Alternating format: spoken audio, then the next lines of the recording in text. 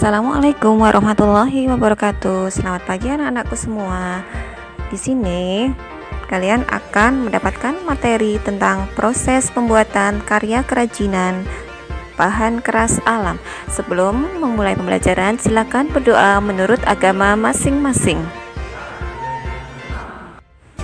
Perlu kita ketahui bahwa pembuatan produk kerajinan bahan keras alam ini di setiap wilayah tentunya berbeda dengan wilayah lainnya. Kenapa? Karena masing-masing daerah memiliki jenis kerajinan lokal bahan keras yang menjadi unggulan daerah masing-masing.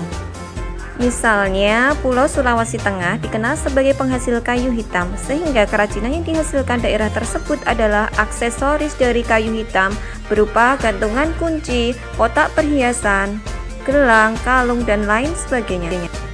Dalam proses pembuatan kerajinan kayu, di sini ada beberapa teknik yang digunakan. Yang pertama, teknik ukir, teknik bubut, teknik potong sambung, dan juga teknik bor.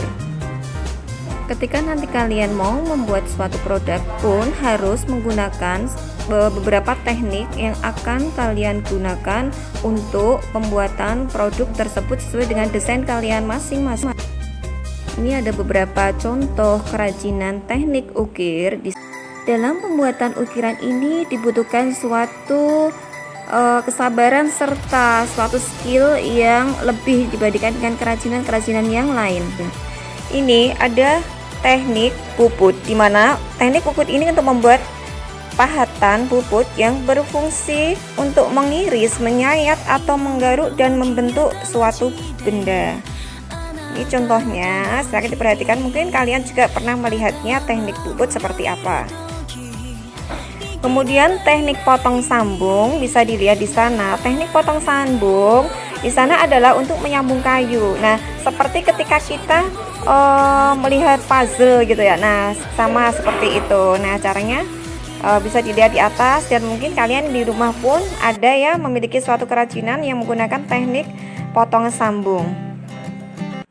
Kemudian teknik bor ini bisa dikenal sebagai suatu cara untuk melubangi benda gitu ya dalam proses pembuatan suatu kerajinan. Nah, teknik bor ini menggunakan alat khusus yaitu alat bor. Di sana bisa dilihat alat bornya seperti itu, dan kebanyakan menggunakan listrik gitu ya.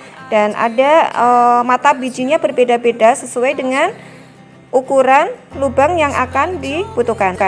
Kemudian kerajinan bambu di sini yang biasa digunakan adalah teknik anyam, teknik pahat, teknik tempel, dan teknik lukis. Di sini nanti ada beberapa contoh dari hasil teknik 4 teknik tersebut gitu ya, nanti bisa dilihat, dan bisa juga kalian memilih salah satu teknik tersebut untuk menyelesaikan produk yang akan kalian hasilkan. Ini contoh teknik anyaman, di mana di sini bambu gitu ya, dari bambu dianyam dengan cara memasukkan atau menyusun secara berseling, membuat suatu bentuk sesuai dengan desain yang diinginkan juga. Anyaman juga berbeda-beda bentuknya atau motif yang dihasilkan sesuai dengan pola yang diinginkan. Nanti kalian bisa mempraktekannya sesuai dengan jenis produk kalian. Kemudian ini contoh teknik pahat pada bambu, sama ya, bersama dengan pahat pada kayu. Di sini beberapa contoh produknya, di situ ada lampu tidur, kemudian ada cangkir dari bambu yang dipahat menjadi suatu kerajinan yang indah dan layak untuk dijual.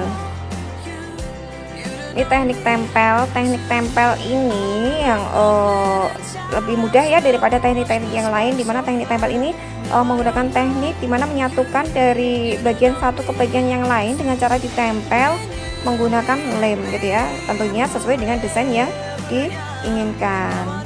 Di situ ada tas, kemudian ada tempat pensil, ada hanger atau gantungan baju gitu ya dari kayu, dan di sana pun bentuknya unik-unik. Ini teknik lukis pada bambu, bisa dilihat teknik lukisnya bisa bambu itu berupa utuh ya, lingkaran masih utuh, kemudian ada juga bambu itu dibelah, disusun sedemikian rupa sesuai dengan desain yang diinginkan, kemudian dibuat lukisan di atas bambu tersebut. Sebelum dilukis pastinya di sana ada beberapa cara agar lapisan luarnya itu licin dan mudah untuk digambar. Kerajinan rotan di sini tidak beda jauh gitu ya dengan kerajinan bambu. Jadi hasilnya pun hampir sama antara kerajinan rotan dengan kerajinan bambu. Cuma ukurannya gitu ya yang sedikit berbeda dan teksturnya juga berbeda. Kalau rotan sedikit kaku gitu ya dan lebih besar, bentuknya juga bulat. Kalau bambu kan pipih-pipih bentuknya kalau dianyam. Demikian tadi proses atau teknik pembuatan yang digunakan untuk membuat kerajinan bahan keras alam. Di sini kalian bisa mencari beberapa teknik lagi, menambah ilmu gitu ya, mencari beberapa sumber, bisa dari LKS, buku paket, ataupun dari internet, ataupun dari daerah tempat tinggal kalian masing-masing terkait dengan proses pembuatan kerajinan bahan keras alam. Untuk tugasnya, buatlah kerajinan bahan keras alam sesuai dengan desain sketch yang sudah kalian buat. Nanti dikirim ke Google Classroom tugas 6 berupa video pembuatannya. Dan cukup sekian dari Bu Dani. Kalau ada hal yang belum jelas bisa ditanyakan. Selamat siang, jaga kesehatan. Wassalamualaikum warahmatullahi wabarakatuh.